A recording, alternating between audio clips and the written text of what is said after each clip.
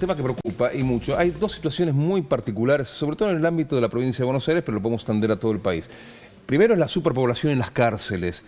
Y segundo, los lugares de detención, en muchos casos que son comisarías que no son lugares que están preparados justamente para la recepción, el alojamiento de quienes están privados de la libertad. Por eso estamos con Bernarda García. Ella es la coordinadora de los equipos de estadística y base de datos de la Procuración Penitenciaria de la Nación. Y Bernarda, consultarte a partir de lo que comentaba Ale, las condiciones en las cárceles, en las unidades penitenciarias de nuestro país, ¿cuáles son?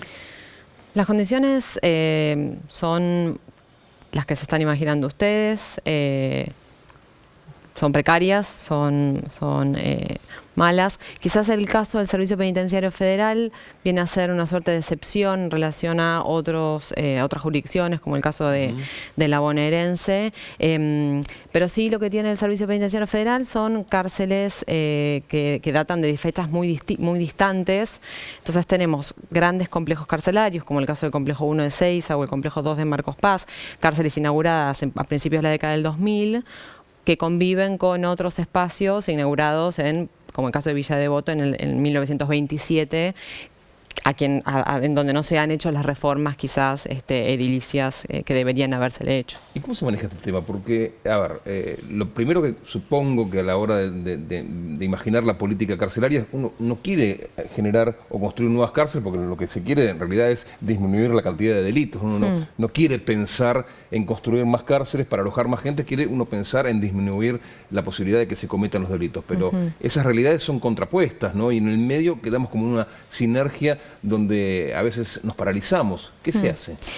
Lo interesante para pensarlo en términos de política criminal quizás es tratar de avanzar en la línea de la inclusión, como intentar pensar la articulación entre políticas criminales y políticas sociales. Eso es un paso fundamental, sobre todo para pensar en las cuestiones vinculadas con el fenómeno delictivo. Y respecto de los resultados de la persecución penal, de la intervención de la Administración de Justicia Penal, que son la cantidad de personas, los resultados son la cantidad de personas privadas de libertad que tenemos hoy en día y a los que hemos llegado. A veces la construcción de nuevas cárceles no siempre funciona como una forma de limitar o contener como solución seria al problema de la sobrepoblación. Porque lo general lo que ocurre es, ante la construcción de nuevas cárceles, es una solución, funciona como una solución de corto o mediano plazo, que lo que vemos es que al cabo de unos años vuelve a emerger y vuelve a ser un problema igual de grave o peor que el que teníamos en un principio. Bernarda, ¿cuál es el porcentaje de sobrepoblación, de superpoblación que tienen las unidades penitenciarias y si impacta o no en esto la prisión preventiva? Bueno, tenemos situaciones muy distintas según la jurisdicción que veamos. El caso bonaerense, como decías vos recién, Alejandro, es probablemente el caso más grave que tenga la Argentina, con una sobrepoblación que supera el 100%, es decir, cárceles que están pensadas quizás para 1000 personas, solo por dar un ejemplo, y están alojadas 2000.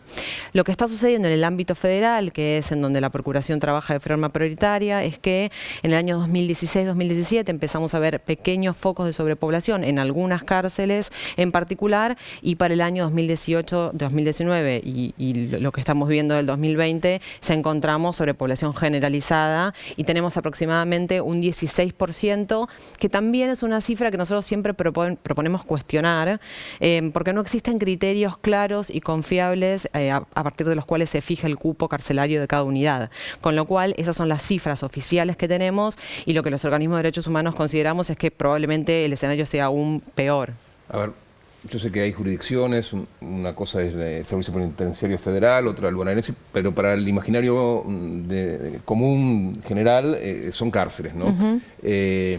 Está identificado el foco de este conflicto, ¿verdad? Que son los procesamientos.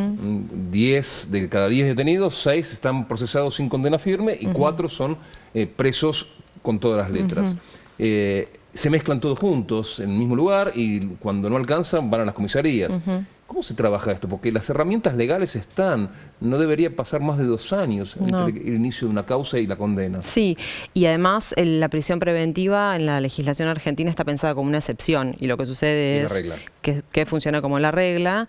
Es un problema quizás multicausal. Por un lado, la sobrepoblación se debe al uso sistemático de la prisión preventiva, a la baja utilización de vías alternativas a la prisión y también a una dificultad que no data de la actualidad, que viene de las últimas décadas, una escasa utilización de las libertades anticipadas que están previstas por la ley.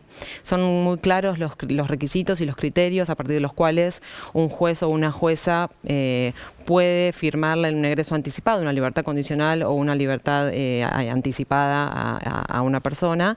Y quizás esa baja utilización de los egresos anticipados de alguna forma se cristalizó en la modificación regresiva del año 2017 de la Ley de Ejecución Penal, en donde la posibilidad de la ejecución progresiva y el egreso antes de tiempo del cumplimiento de la condena se limitó para varios delitos y se eliminó para una porción importante, con lo cual por ahí entre esos tres factores tendríamos gran parte de la explicación de la problemática que tenemos hoy en día.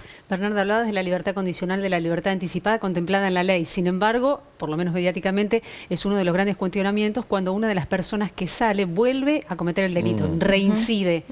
¿Hay forma, más allá de que lo señalabas al comienzo, de resocializar desde otro lugar? Digamos, es un área que excede a la procuración, pero ¿cuál sería la alternativa? Sí, quizás lo interesante sea pensar en el fortalecimiento de los patronatos deliberados. Sería importante que el proceso de prelibertad y el momento de la libertad y del egreso pudiera estar acompañado, pudiera estar seguido de cerca por alguna institución que pueda brindar alguna suerte de contención económica a estas personas que egresan por lo general con nada. ¿Eso depende de una reforma judicial? ¿O no está contemplado o no está vinculado estrictamente? Los patronatos deliberados con distintas denominaciones existen en todas las jurisdicciones. Lo que pasa es que suelen tener escaso presupuesto, escaso personal, escasa articulación con la sociedad civil, y esas son principalmente las limitaciones que encontramos. No entremos a por qué se cometió el delito, porque eso es arena otro costal, ¿no? Pero el delito se cometió y se llega a la instancia de lo que es la privación ilegítima de la libertad.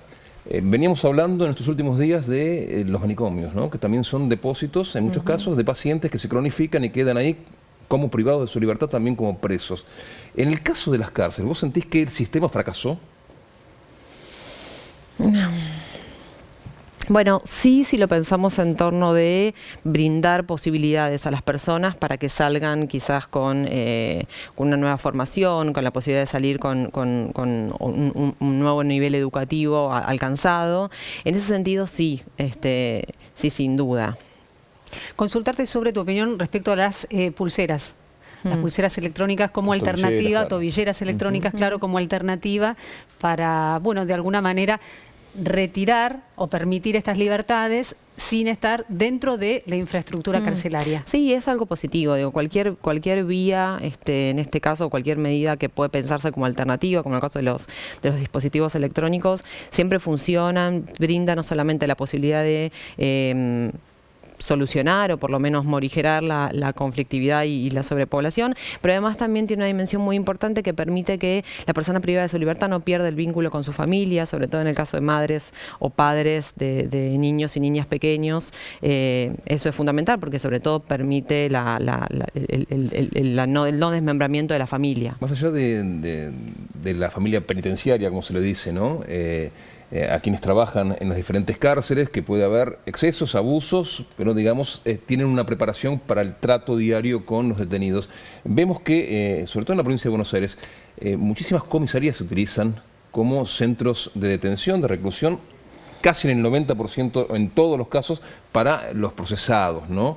Es personal que no está preparado para el trabajo diario con los presos, y vemos en diferentes masacres como la de Esteban Echeverría, como la última de Peguajó que tuvo condena con 7 muertes, van presos, pero las muertes ya están y las tragedias se suceden, y eso es por falta de preparación, porque es de desidia. ¿Qué es lo que actúa?